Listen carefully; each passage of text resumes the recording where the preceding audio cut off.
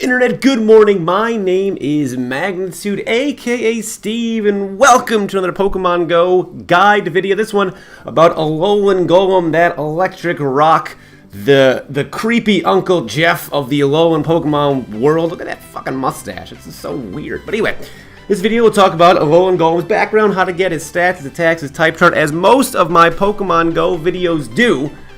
And it'll just kind of show footage of Alolan Golem kicking some ass along the way. If you guys enjoy the videos, please be sure to leave a like.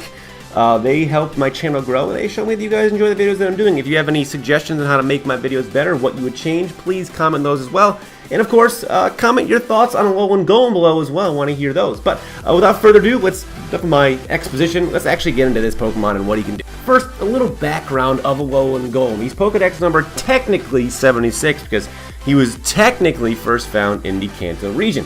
Isn't that kind of weird though, how the way the Pokemon games came out, they made you think that like new Pokemon new Pokemon were just coming out, they were just finding species of new Pokemon, but they existed that whole time, but it's just kind of weird when you think about it like linearly on a timeline. Like, wow, 20 years ago I had no fucking idea the Alolan forms were even real, but apparently people back then did, because it's like, why would a bird Pokemon just not fly over another region? And if all the regions were connected, you know what, you can't do it. I can't get to it. But the point is, technically Pokedex number 76. He's 1.70 meters. Yeah, I listen to you, worlds. I'm going to the metric system. No more Imperial. I'm taking my fight to the streets one video at a time. Weight, 316 kilograms. His catch rate, if you find him in the wild, is 12.5%. His flee rate is only 5%. So if you encounter Golem, odds are, man, you're going to get him. Just use his golden raspberries. You're going to get him. And the buddy distance is 1 kilometer. So if you're ever worried about getting candy, it's easy. Walk 1 kilometer. That's 0.62 miles. Even though we said we're doing metric, we're throwing in the Imperial system every now and again, just to let you guys know. I don't forget. 1 kilometer, easy, 0.62 miles, cakewalk. Can't do that, don't play the game. Seriously, it's 1 kilometer, that's nothing. Now, how are you gonna get this bad boy? 2 ways. You can either hatch them from the Alolan Eggs, which are 7 kilometers to walk, and you get those from the gifts that your friends will give to you, only to get Alolan Eggs.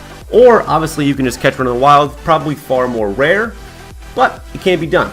And then to evolve into an Alolan Graveler, you need to get 25 Geodude candies. Doesn't matter. Alolan Geodude has the same candy as regular Geodude, so if you hatch one Geodude, you're getting candies for Alolan Geodude. It's great. I like how they did that. English. And then if you want to become Alolan Graveler to Alolan Golem with that mustache, and oh man, that mustache is divine, huh?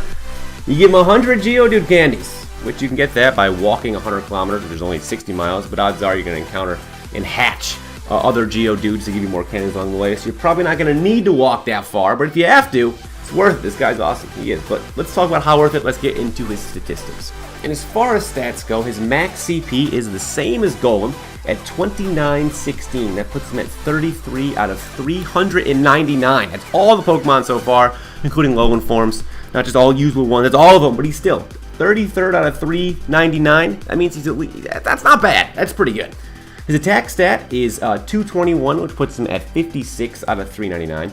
His defense is 229, which puts him at 28th out of 399. And his stamina is on the low end. You see a lot of Pokemon that don't have a lot of stamina. It's the HP stat. That's the way it works, even in the games. That's why its HP stat is so low, because in the games, the HP stat isn't that high. His stamina is 160, putting him at 88 out of 399. So obviously, you don't need me to tell you what he's going to be good at. You can obviously look at his numbers right now and go, okay, you know what?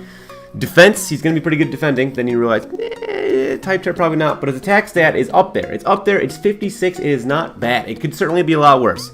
So when you look at Alolan Golem stats, you can obviously see his attack stat, it's above average. His defense stat is high, but combine that with a low stamina, not that great. So let's talk about that attack stat a little more. He's just bouncing around on the screen. He's been bouncing around for the last 4 minutes. Let's see what he's doing, and let's see what he can do besides just that. So for attacks, he has 2 quick moves, Volt Switch and Rock Throw, because he is now electric type, so he's going to get Volt Switch. Volt Switch on the surface looks like there's a lot more damage, obviously, but its true DPS is way less than Rock Throw because of how slowly Volt Switch takes to work. Rock Throw, you can get a lot more damage out of. As far as charge moves, he's got Stone Edge, he's got Rock Blast, and he's got Wild Charge, and that looks a little different as far as defensive DPS, because the charge moves rely more on, let me rephrase that, when you're talking about a defender and how in their effective move sets, you rely on a stat called defensive DPS because moves are 50% slower than regular when if you're just hitting, if you're hitting the buttons then you're attacking, your moves are 50% quicker than if a Pokemon is in a gym defending. So with Wild Charge, with defending Pokemon and defending moveset and their defending charge move, you want to make sure that the combination of refresh time from the time the move takes to happen and the time it gets to attack again is a big factor. My English there is a little weird, but I think you understand what I'm trying to say, because we're going to get to the optimal movesets in a second. Because Stone Edge does more damage, but he's got a lower defensive DPS. I bet you're asking why does that happen? Because it takes longer for it to both charge, and it takes longer for it to then reset. And when you have no control of the Pokemon, it's just defending in the gym, you want to have short bursts for both of those things, short time for both of those things. So, but let's get into the actual optimal movesets, and then we'll go from there. Now, because Alolan Golem doesn't have a lot of attacking options on either end, it's pretty easy to see which moves kind of work out for him. So, as far as attacking, you want just the combination of Rock Throw and Stone Edge. You want those because they're just the highest DPS, and they get stabbed. All of them get stabbed, mostly because they're the highest DPS and they're the quickest. So you'll be seeing me do mostly Rock Throw and Stone Edge, almost exclusively Rock Throw and Stone Edge in the videos that I have of Alolan Golem. So defending wise, Volt Switch and Rock Blast are actually the better options. Now you saw Volt Switch had a higher defensive DPS, so if you have, you saw that the other electric move that it had a higher defensive DPS, but the reason why Rock Blast is the go-to when defending is because it is so quick. It takes not a long time to charge. With charge moves on a defending Pokemon, there's a 50% chance that every time it could work, that it will work. So with a defending Pokemon, you want to try to prioritize what is going to attack the quickest. Because a lot of times, a defending Pokemon not named Blissey, you're not going to get a lot of opportunities to use that charge move, so especially with Pokemon like Alolan Golem. So you want to make sure that even though it's got other moves with a higher defensive DPS, Rock Blast is the quickest, it'll activate the most, and it has the most amount of opportunities to actually proc. Therefore, it'll actually be used.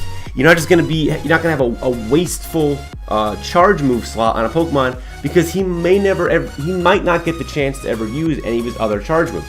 You want Volt Switch for damage because you're going slower anyway. You want to try to do as much damage as possible. And with Rock Blast, you'll be doing the most damage with the two of those moves together. But now, speaking of his type chart, let's round this video off with that type chart, and I'll show you exactly why he's not really going to be around very long in gyms. So he's got 4 weaknesses, and unfortunately they're all very common.